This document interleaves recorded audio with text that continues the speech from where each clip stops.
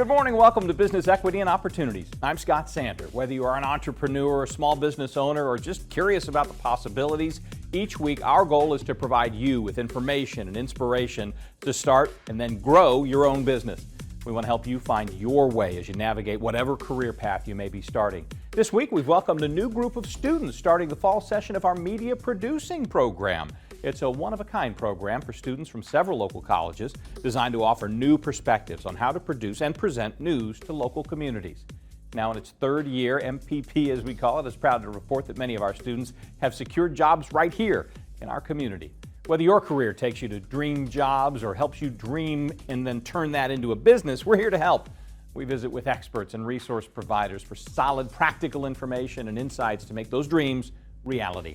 Our categories for success remain the same each week: getting started, gaining access to capital, the week in business, accounting and bookkeeping, running your business day to day. We focus on an industry and then celebrate a success story. You can watch all the segments from our Sunday shows and past stories and other resources on our website through the week. beoshow.com is the name. You can now find full episodes from more than 150 of our episodes on our YouTube channel. It is at the BEO Show. We're keeping it simple. You'll see a QR code that pops up throughout this hour. It'll take you straight to our website. While you're there, you can link to YouTube. You can also subscribe to it and our weekly newsletter as well. So with all that said, here's what's ahead this hour on Business Equity and Opportunity. How the Enterprise Corps is helping small businesses grow. We will meet a graduate. What Rally's All Access Fund may mean for your business. Do you know the retirement obstacles you may be facing? We'll have tips on preparing. The president of the Indiana Broadcasters Association shares some industry-focused news, and we update you on where the Indy jet ski partners we met a couple of years ago are today. In honor of Black Business Month, we stopped by Tease Me Café to catch up with the proprietor, who happens to be a Basketball Hall of Famer, Tamika Catchings. She's part of the Boss Boom, a surge in entrepreneurship and small businesses that is driving the economy. She offers up for us some insights into how she's using technology and AI specifically to market and grow her business. This is Business, Equity, and Opportunities. Getting started. Well, it has been an interesting journey, one that I'm super proud of. We're here in our first location at Tease Me Cafe, and to see the advancements, I took over in 2017. We are now in 2025. We've added 2 locations and potentially more on the way. And technology has been a huge part of that. For us, one of our main partners, Constant Contact, they've been awesome with us. We have campaigns going on, we have events going on, in store, out of store, a lot of partnership. Community partnership is vital to everything we do. And so that has been a big part of our success. I think for me with AI, I'm learning as everybody else is. And of course, there are some people that dived in head first when it first started and wanted to learn. I was kind of a little bit more cautious. And I think even still to this day, I love people. And so being able to have that interaction, but also understanding that there's a lot of capability that AI offers, from the automation aspect, and even when you look at a lot of the programs that we use for marketing or just from a business standpoint, you need it. You need a little help here and there does not hurt.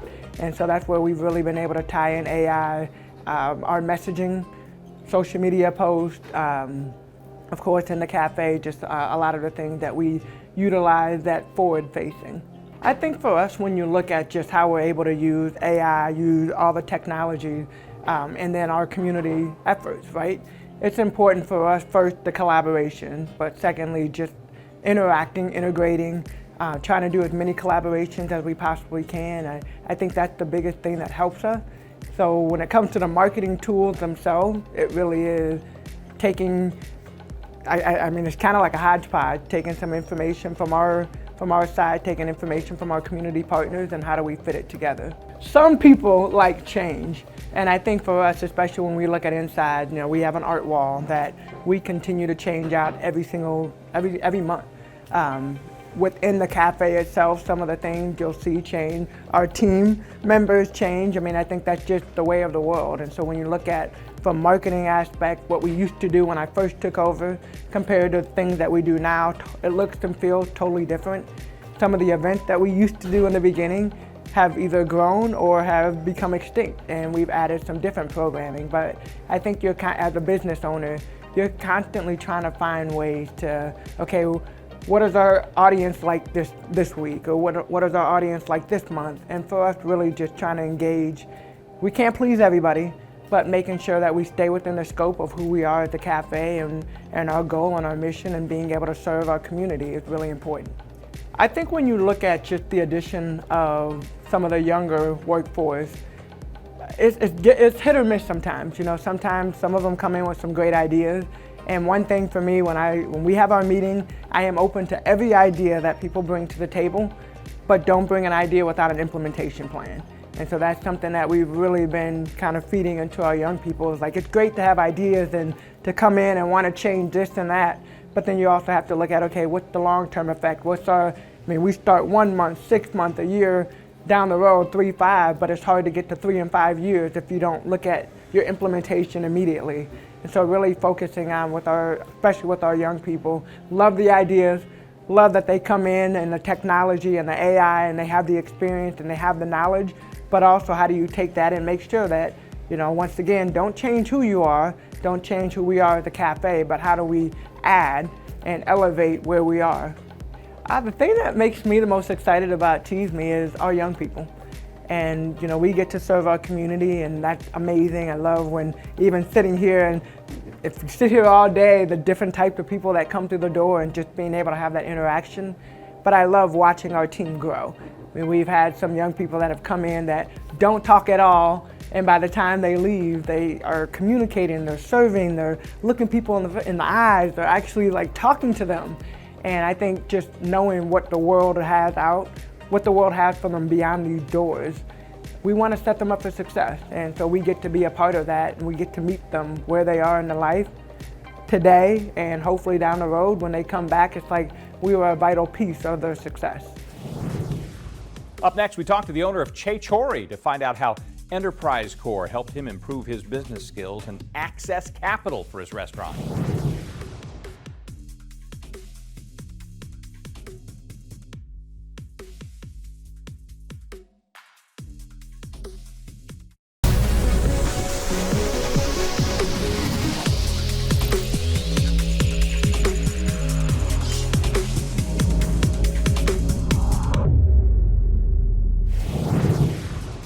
This is Business Equity and Opportunities. The Enterprise Corps Business Accelerator program is filling in the education gaps for small businesses in a very big way. We caught up with one of the founders and met one of the businesses that found out just what it needed to grow. This is Business Equity and Opportunities. Access to capital. At the Kelley School of Business at Indiana University, we have a business accelerator called Enterprise Corps. We started it in 2021. Since then, it's helped 191 small businesses here in Indianapolis, and we've inspired those business owners to add tens of millions of dollars in revenue growth. And this is exactly what we want. We want to contribute to prosperity in Indianapolis by making sure our small business owners thrive and can make better decisions. So we have a cohort of 50 growth-minded small business owners that go through 4 courses where their business is the focus. We teach the business owners skills and knowledge that they can apply immediately after they leave the classroom, so they can go and grow their business. But in doing that, you're part of a community of other growth-minded business owners, and you form a community. And by forming a community, you start to build that network. And in fact, in our classes, classmates find themselves doing business with each other. One of the strategic priorities of Indiana University is to serve our state. The best thing we can do to serve our state is to make sure that the Indianapolis region is growing.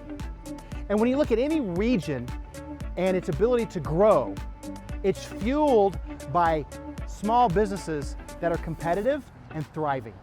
You don't find a city that's thriving without a thriving small business sector. So what better way to do that than for the Kelley School to bring programming to the business owners? Business School for Business. Radical concept, but we're sort of getting back to our roots. Yes, we help our students in the classroom, but let's make that ability to get knowledge to make better management decisions more accessible to the small business owners in Indianapolis, because they are the true heroes of driving this regional economy forward. My name is Marco Cesar Pereira. I am originally from Argentina, and I am the owner and founder of Chori, along with my wife, Laura.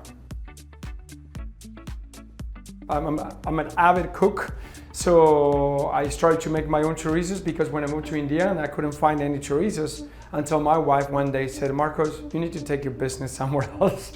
It smells like sausages in this house. So anyways, I was making chorizos for the family and the gatherings and so on. So my wife found this location, and when I saw it, it was 1 mile from the track. I loved it. I was like, this is the perfect place for Chori, and here we are. So basically we're a scratch kitchen. We make everything from scratch. From the sausages that takes about 3 days to make, to the empanadas. We have elevated the flavor profile of our products. We like to give people the opportunity to taste premium quality ingredients with enhanced, like a multi-dimensional flavor profile. It's something unique because even though we're a drive-through, we do a very high-end product here. So not only making it from scratch, like my mom and my grandma used to make it with, and the people in my town making sausages, but also through the things I have picked up in my international travel. And so there are certain ingredients and certain spices that appeal to different palates from different backgrounds. So that's what we like to do here, because Argentina is like that. Argentina is a multicultural, very cosmopolitan place that we'll call Argentinos, you know, but is very diverse, our country. Basically, the Indy Chamber of Commerce through the Hispanic Business Council approached us. When they first came up to us, I was a little hesitant, but then as soon as we joined them, we started to see enormous resources that otherwise wouldn't have come to us. And the best one has been Enterprise Corps and Enclave. So through there, we were able to participate in business courses through the Kelley School of Business, then one-on-one training with Phil, who's the coach that has helped us improve the business, learn from just to redirect us in the better direction. And then networking with other businesses, people like business-minded people, you know. And fourth has been a grant of a $10,000 grant that we got through the Enterprise Corps that has allowed us to launch our Hola Che sauces, which I have here. Chori started in a drive-through location, but immediately we started to get people driving from out of state, from Tennessee or Michigan. And we felt bad that there was not a sitting area. So it has always been in the works, but finally we got all the approvals and we started this week with the expansion. We're gonna have a dining area for 60 guests. We're gonna have wine and beer. And the idea is just to have more like a cultural hub where people come and meet other people that like to travel, that like to experience different food and different flavors. Everything takes time and effort and a lot of stress and a lot of work. So, but you have to work through that in order to get where you want to. So, and that started 26 years ago when I made it to the United States for the first time. So, and I've seen results every time and everything I have embarked to. So, and this is one more, and I love it. We will have more information about the Enterprise Core Business Accelerator program and its upcoming classes on our website. Follow the QR code. It'll get you right there. Coming up this hour, find out how InnoPower's All Access Fund is helping make sure that more small businesses can attend this year's Rally Innovation Conference. That's next when Business Equity and Opportunities return.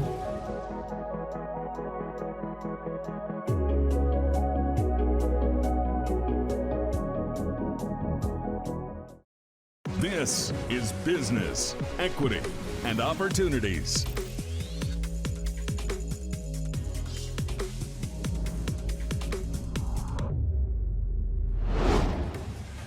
Welcome back. We are just more than 4 weeks from this year's Rally Innovation Conference. Emil Ekiyor fills us in on how this year's InnoPower All Access Fund is giving small businesses a major boost and access to this year's event. This is Business, Equity, and Opportunities. This Week in Business. 2025 Rally is 50-something days away, so it's right here. And the lineup is unbelievable. We have Mr. Wonderful, we have Segun Otunala. Segun is a billionaire from Birmingham. So amazing speakers again, amazing lineup, the pitch competition. But what we learned from last year, we had so many people last year that wanted to come in, but they just couldn't afford it, you know? So as we talked to the folks at Elevate and the Rally team to see how do we create more access, not just from people in Indianapolis, people from all over the state, from rural Indiana, from Evansville, from Fort Wayne, how do we create more access for them to get in? Obviously, Rally has a cost. The convention center isn't cheap, so they have to be able to pay for that. So we started the All Access Fund to say, if you're a business with $100,000 or less in revenue, or if you're a college student in the state of Indiana, we don't want cost to be a barrier for you to access Rally. So we started the All Access Fund, and it's been amazing. JP Morgan Chase is going to sponsor 200 students, college students, to come in. The Indy Chamber is going to support small businesses to come in. We have several organizations that just keep coming in now. And that's what I love so much about Indy, is when there's something important, right? When there's something you can do to invest in other people, Hoosiers just step up. People just step up and say, you know what, I want to invest in this person or in this group of people. So we're excited about the All Access Fund and the fact that in 2025, everyone is innovating today. It's amazing how you see people using AI. People are curious about AI. So much is happening with small businesses. College students are trying to figure out, what am I going to do? I need to meet people. And Rally just has that environment that is so different from other conferences because it is a cross-sector innovation conference. So if you are working in a specific sector, chances are people from that sector are going to be there to meet you. So we just want to open the floodgates, give people access to the conference. And when we thought about the All Access Fund, we didn't know how it would be received, but thank God we did think about it, because the reception and the way people are stepping up to create access by funding it has been amazing to see. People do have to be prepared. What we did see last year, people came in without knowing what to expect. They had never been. And they came in, and here they are sitting having lunch at the same table with an investor. And the investor asked, so tell me about your business. And you're stumbling, you're not ready. And then we saw the other spectrum. People came in and were just meeting people, standing in the hallways all day, talking about their business, learning about what they need. Connections were made, right? And I love Rally so much because of that. There's no classism, right? It doesn't matter if it's not just for ventures as far as tech-focused companies. Small businesses are in there, the bigger businesses are in there, and people just mingle, and it's all around business, right? It's all around how can we help you make money, all right? So I love that environment, again, because I've been to other conferences where you could walk the hallways and not meet anybody. Nobody stops to talk to you, nobody cares about what you're doing. But the rally environment is so different because everybody's curious. You know, I had people just stop me out of the blue, tell me what you do, you know, and then that sparks a conversation, and until today I'm still talking to those folks. So we want everybody to experience that. We want no Hoosier left out. We don't care where you're from, where you live. If you have a desire to grow your business, if you have a desire to build your social capital, then September 24th and 25th, you should be downtown Indianapolis. Yeah, so you could, the other thing is you could go on the website and you could set your agenda for where you want to be. You can see who you want to meet, how you want to meet them, and you can kind of prepare yourself for the conference. You know, so again, you can't have an innovation conference and not have innovation in how you create the conference and prepare people for the conference. So kudos to the Rally team and Erica and what they've done there as far as the experience itself, you know, and that's one of the words Erica used. Erica is one of the organizers of Rally, and she calls it an experience. It's not a business conference, it is a cross-sector innovation conference, but it's an experience. And when you leave it, you feel fulfilled, right? Like, man, either I've learned something today, I've met some people today, or I know something right now that I'm gonna go apply tomorrow, right? And that's how we want people to feel. That's the energy we want you to end the year with. It's been a long year already. You go through September, at the end of September, now you have October, November to do some things and end the year in December, and now we can look forward to next year. So last year, having the BEO show inside a rally, we had some amazing people there last year. Erica Bird from Cummins, Belay from Cummins, Faith from Cummins. Those people are superstars. We just don't get a chance to see them or hear from them in our city, but they work right here in Indianapolis, and to have them come to the BEO show and talk about what they do and get the community to see these people. Like, these people actually live here, and they're the top of the top, the best of the best for a Fortune 500 company like Cummins. So, you know, just having the show there, having the Wish TV there, the BEO show there, and giving access to people, because what I did love about last year, as much as you talk to those stars, those high-end, top of the top, the show also spent time with a lot of small business owners that just came in to figure out things, and they had a chance to be on camera. So that environment, and again, I tell people all the time about the Business Equity and Opportunity Show. Sometimes we think it's just been around Indy, and we forget that it just started here. And the number of people that can see themselves on there, have been on the show, that share their videos with me, it's amazing to see, and it's amazing to see the energy it's created in our small business environment. The Rally Innovation Conference is coming up September 24th and 25th. We will be there again this year with our BEO studio to bring back some highlights and interviews for you.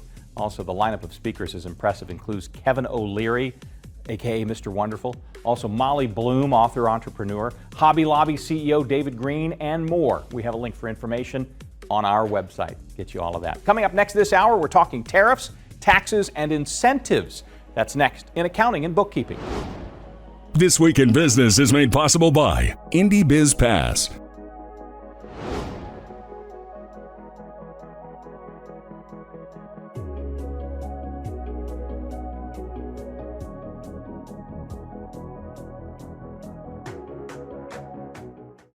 This is Business, Equity, and Opportunities.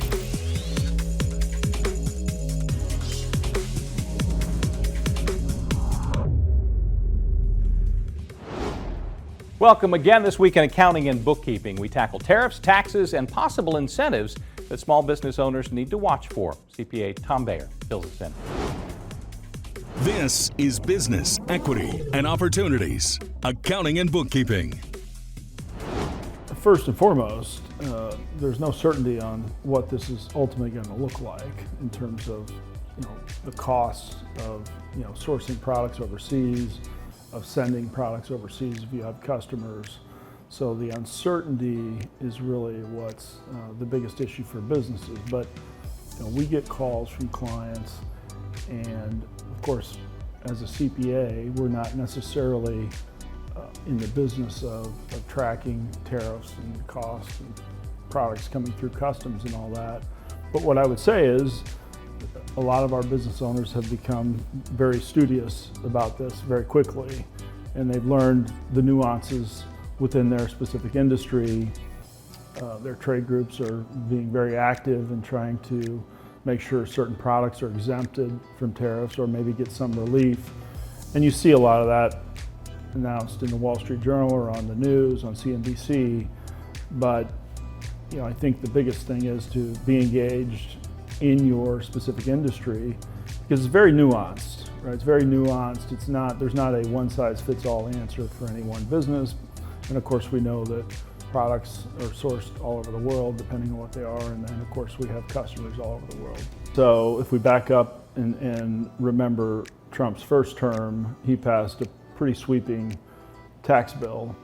And of course, as we know, as students of this process, that a lot of those bills in recent years with recent presidents have gone through what's called the reconciliation process, which really gives them a window of about 10 years. So a lot of those provisions that were passed at the end of 2017 are now expiring or starting to expire or will expire. And so we are at what we call another cliff here at the end of the year, where a lot of very favorable tax provisions for both small business and of course individual taxpayers that will expire, that will raise the tax bill, and it will really hurt business investment, right? Because we'll now have dollars that we would have spent on buying new equipment and hiring new employees will go to pay taxes. So there's a lot of discussion right now in Washington about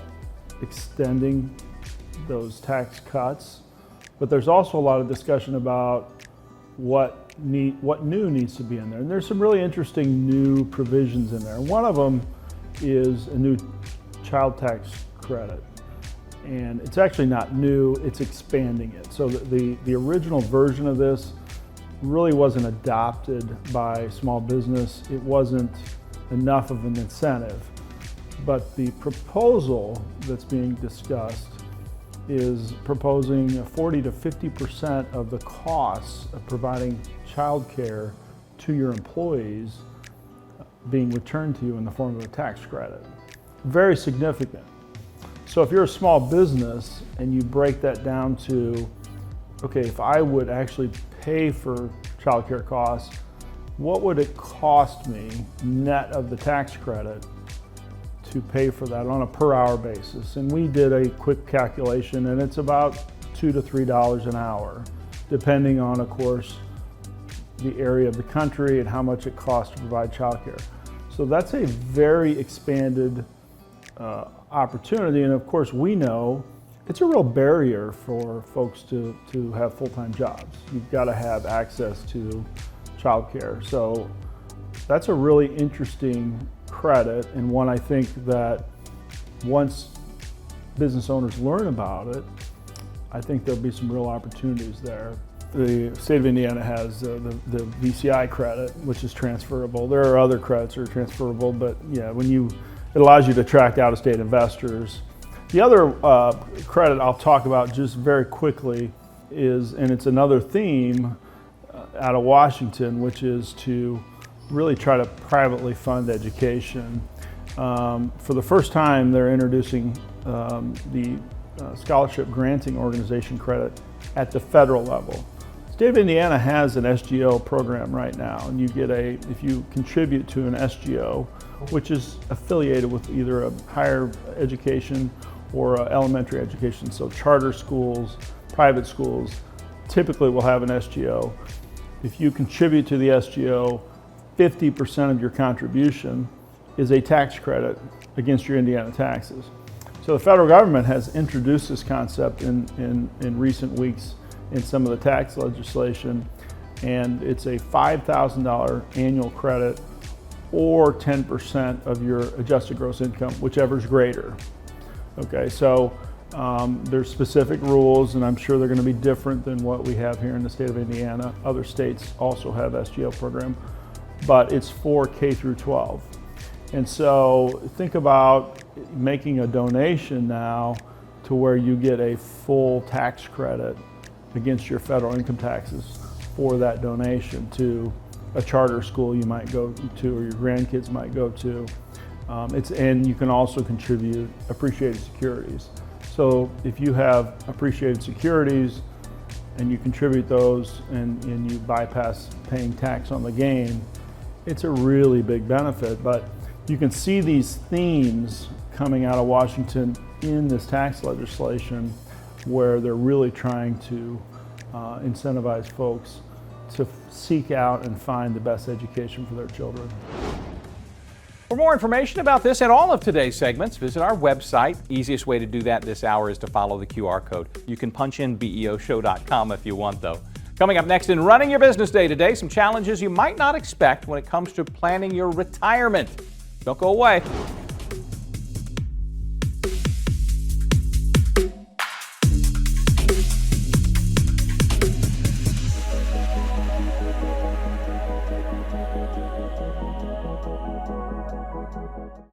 This is Business, Equity, and Opportunities.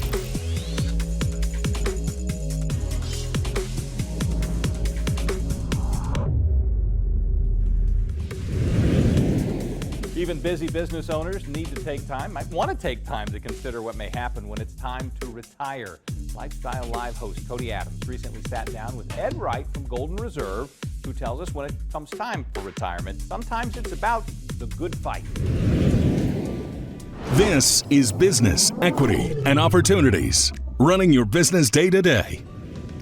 As retirement approaches, you may feel you've set yourself up fairly well, but are you truly prepared for what could be the financial fight of your life? Joining me now is Ed Wright, a partner at Golden Reserve, an Indianapolis area financial retirement planning firm. Ed, thank you for being here. As always, we appreciate it. Thank you again for having me. As retirement approaches, what financial obstacles should those nearing retirement be bracing for?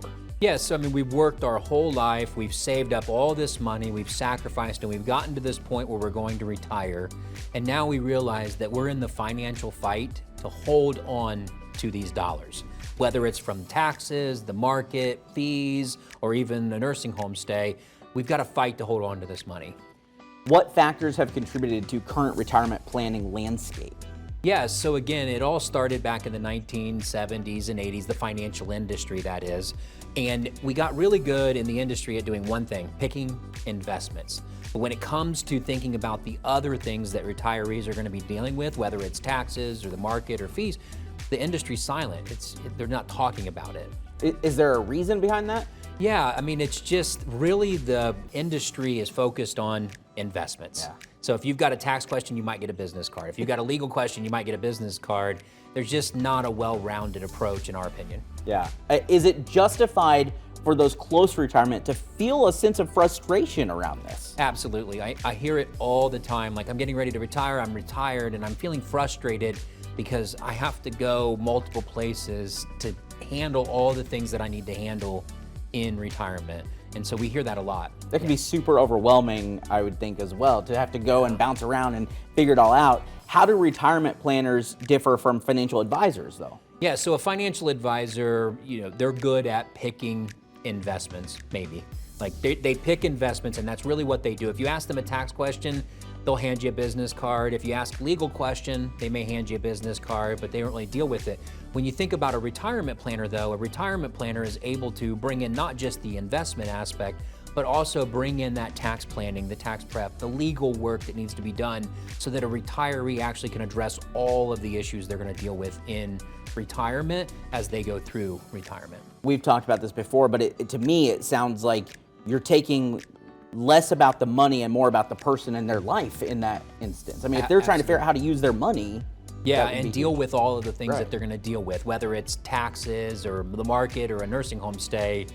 There's more to it, retirement, than just the investments that got us there. Yeah. A lot of people seem to be a bit unclear about when retirement planning process should begin. Yeah. When is that? Yeah, so I mean, if you're not retired and you're about 3, 4, 5 years out, you should be thinking about, how do I get ready to retire? How do I put a plan in place when I do retire? If you're retired and you don't have a plan that addresses taxes or long-term care or fees, you need to give us a call, because they need a plan to make sure those things are being addressed. Yeah. How can your roadmap for retirement help pre-retirees navigate that financial fight that we talked about? Yeah, so as you approach retirement, put that plan in place, and we call it our roadmap for retirement. And inside of that roadmap, we've got tools that we're going to put in there, whether it's a tax map that we work with internal CPAs to say when and how much should we be taking out to make sure we pay the least amount of tax possible, a market analysis to show them how much risk they're taking so they can decide if they're comfortable, a fee analysis to make sure they're getting the value for what they're paying, and then ultimately legal strategies that they can put in place to protect themselves at the end of their life as they get towards long-term care stays or the estate planning aspect. Yeah. And for you at home, if you're like me and a little overwhelmed and you want to learn more information about fighting back for your retirement, Ed has a great offer for you right now. For the first 5 callers with a portfolio of $500,000 or greater, he's offering a complimentary roadmap for retirement. This is going to allow Ed's team of retirement planners to create your tax map, fee filter, long-term care compass, market flashlight, and income tent. And they're going to do all this work for no charge or obligation. It's that important. Call 463-777-7773. Again, that is 463-777-7773. Ed, thank you so much. We appreciate it. Thank you so much. Appreciate it. Up next, we share a conversation with an award-winning business-minded leader who's on a mission to enhance the learning experience for students and help them build pathways to careers. Running your business day to day is made possible by Long John Silver's.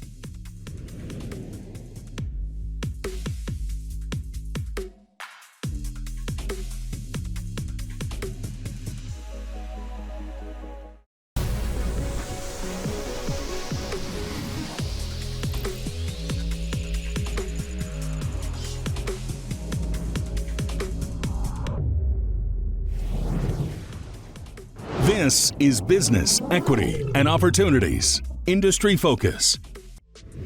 Welcome back to Business, Equity, and Opportunities. Time for our Industry Focus segment. It's going to be an interesting one this morning because we're focusing on our own industry. Yes, we're reaching you either through a broadcast or over the internet. And that's the focus of our conversation today with Dave Arland. He is a head honcho, executive director for the Indiana Broadcasters Association of Broadcasters. Thank you for being with us. So everybody understands, what does the association represent? First of all, I kind of like the term head honcho. I think that's good. They can make little cards for you with that. That's true. So we represent all 260 Indiana broadcasters throughout the state of Indiana. So that's all the radio stations, all the TV stations. We have about 30 TV stations, including Wish TV that is part of our association. And the rest are radio stations. And our work is really focused on advocacy in Congress, at the FCC, at the Indiana State House. That's our number one role. But secondarily, and I think the subject of today's conversation is the work that we do to advance the industry. So research that we do, helping our stations understand the progression of how people's attitudes are changing, how their viewing habits are changing and evolving, because the media landscape is always on the move. Well, you know, this project, Business, Equity, and Opportunities, would have aired and exclusively aired 30 years ago, one place. That's where everyone would have tuned in to see it. If you missed it, you missed it. Everything has changed now, and in the years that you've been in leadership positions with broadcasters, you've likely seen that more acutely than anyone. How fractured is our user or viewing audience right now? You know, it's interesting. Our surveys have told us, and we just did a media consumption survey for the state of Indiana, that even in a highly fragmented society that we live in, where Wish and other TV stations have more competitors than ever before, YouTube is a big concern because that's a place that people go to get information. And yet, even with that, viewing and consumption of our local television signals, whether it's over the air or over the internet, is actually up.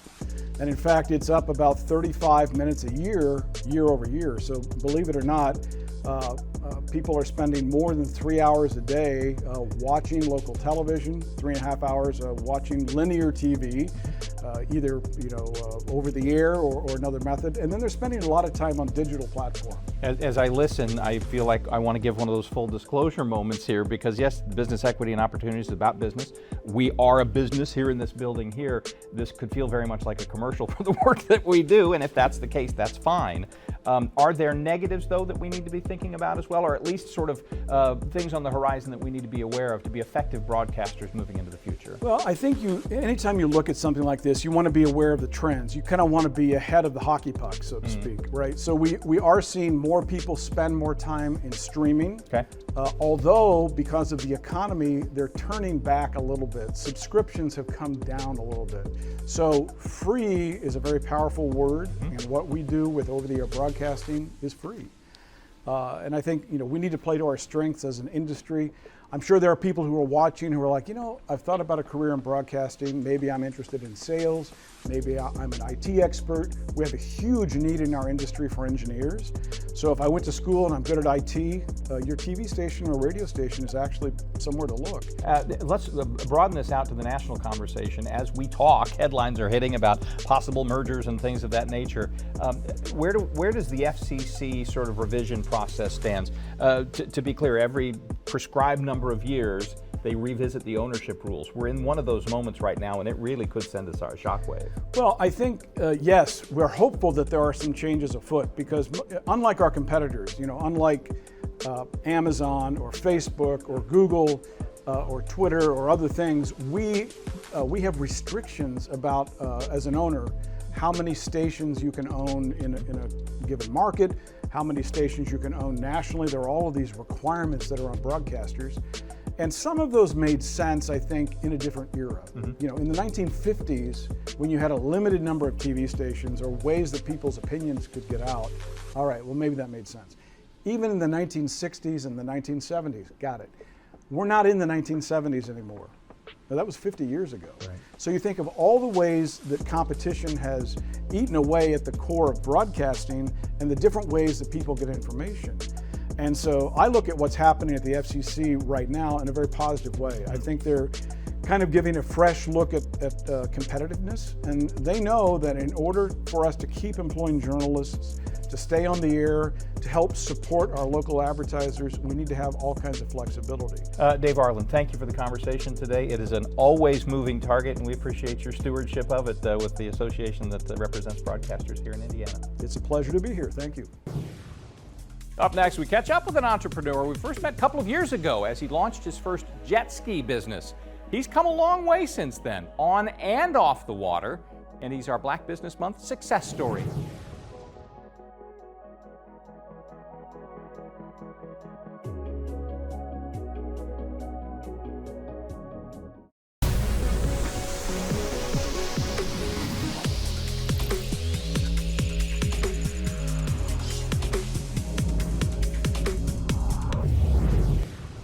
This is Business, Equity, and Opportunities. Success Story. More than 3 years now into Business, Equity, and Opportunities, we're seeing some of the success stories that started out as brand new startups. We've got one of those opportunities today as we talk to one of our favorites here, Golden Mashindi, who last we saw was selling the concept of jet skis on the open waterways of Indiana. Some things have changed since then. I guess to set the scene, tell us where you are right now. No longer in Indiana. Yeah, so we're currently down in Louisville, Kentucky. And the concept, again, was you and a partner basically said these personal watercrafts, these jet skis would be terrific. And the original concept was state parks and things like that in Indiana. Pick the story up from there. The last time that we saw you, that's kind of where we left it.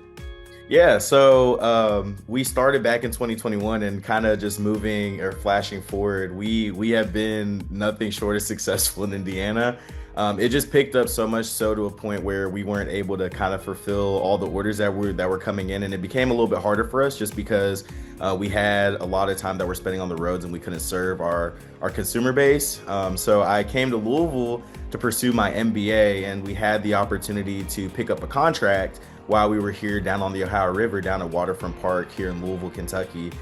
So we jumped on that opportunity, and then we had opportunities to raise some capital so that we can build out our infrastructure and get our docks and stuff set up down here.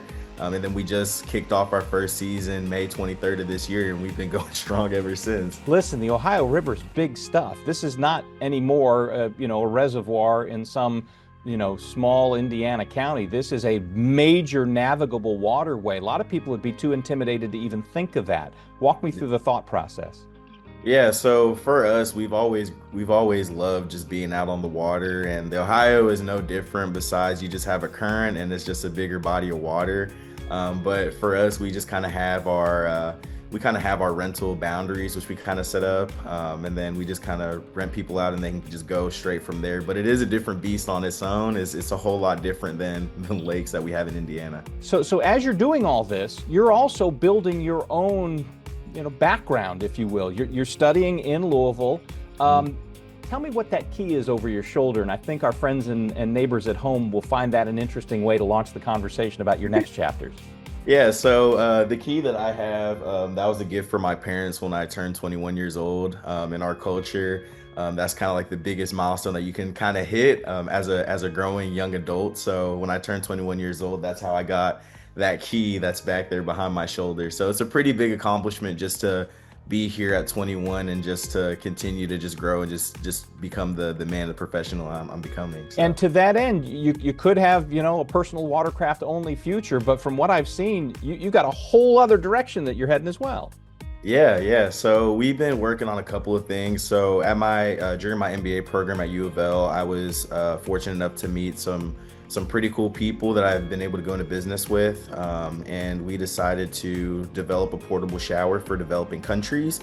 underneath our company Genie Solutions, based out of Louisville, Kentucky. So we are building solutions for communities that don't have plumbing or electricity. And what we want to do with that is we want to send those overseas to rural countries and areas that need the showering infrastructure, as well as to serve our local communities and our homeless populations in disaster-struck areas here. And then in addition to that, we're working on a grooming device for textured hair, which we're prototype ready, and we're getting that kicked off. So we've been super busy in the realm of entrepreneurship and innovation. So I guess as a final word, and you've touched on some of this already, but somewhere out there's a Golden Mashindi who's got his jet ski idea, but that's all that he is in terms, or she is in terms of their path. Talk to that person. Talk to yourself back in 2021. Just some words, whether it's of encouragement or warning or whatever you think is appropriate. Yeah, I would just say to old Golden, I'll just say, just don't be afraid. Just hit the ground running and believe in yourself when other people don't, because people are going to see that and it's going to take you way further ahead. Golden Mashindi is clearly one of our favorites here on Business Equity and Opportunities, not just for the success that you bring us in progress, but your enthusiasm as well for sharing what you're still learning and clearly are eager to learn in the years ahead. Best of luck. Check in with us from time to time from down in Louisville or wherever you end up heading. Sounds good. Thank you so much. And thank you again for having me. This is great. You're always welcome here. If you know of a success story you'd like us to share, let us know about it. Reach our team at beo@wishtv.com. That's the email address. Reminder, our show airs every Sunday over the air on Wish TV and online same time, wishtv.com. We post each of our 7 weekly segments and entire shows on our website, beoshow.com. You can also find us on Facebook, LinkedIn, Twitter, and subscribe to our new YouTube channel. Thank you for spending this hour with us. Join us next week for more business equity and opportunities. Until then, I'm Scott Sander. Have a great day. Business Equity and Opportunities is made possible by Bose McKinney & Evans, Eskenazi Health, Indy Biz Pass, Fifth Third Bank, Long John Silver's, and Lilly, a medicine company.